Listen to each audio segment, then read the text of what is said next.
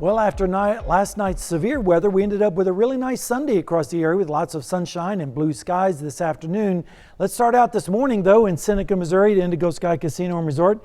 And as that goes into motion, you can see we had some mid-level clouds this morning, and then some altocumulus and cumulus this afternoon, and then a beautiful sunset across the area as temperatures are now starting to fall down into the 60s and getting close to the dew point, which means dense fog is likely going to be forming as we go into the morning hours. Right now in Joplin, the visibility is still 10 miles, but we're 68 degrees with a calm wind, and look at that, we're only 3 degrees away from the dew point. That means 90% on humidity, and as we get closer to 100%, we're going to see the fog start to form.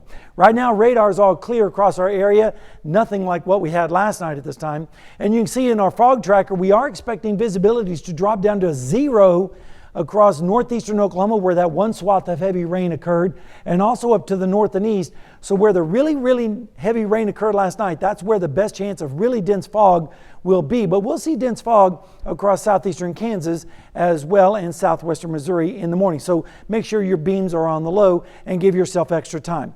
Temperatures are going to be nice the next few days, and also rain chances are going to be pretty close to 0 across the area. And speaking of temperatures, they're dropping down into the upper 60s right now, 65 in Iola, same thing in Chinook. And for our friends in Nowata, it's currently 71.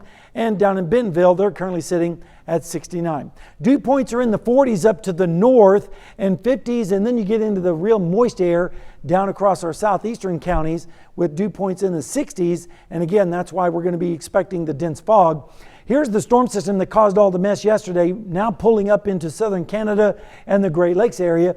We're going to be under the influence of high pressure for the next several days as a big storm system will start organizing on the west coast, but that's going to take its sweet time getting here. It won't get here until about the middle part of next week. So in the meantime, we're going to be looking at temperatures tonight in the upper 50s to lower 60s with that dense fog and light and variable winds. Then as we go into tomorrow afternoon, pretty nice. Temperatures in the upper 70s and lower 80s with light and variable winds.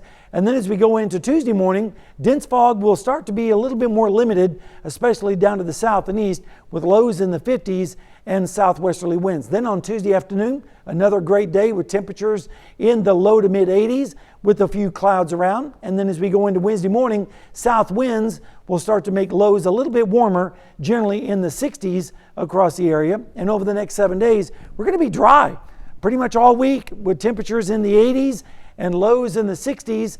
As we head towards next week, that's when the next chance of showers starts to come in as we head towards Wednesday. But in the meantime, it's going to be pretty nice around here. Chamber of Commerce weather is what we call it. Is that what you call it now? It. Yeah, it looks good to me. No complaints here. All right. Thanks, Sam.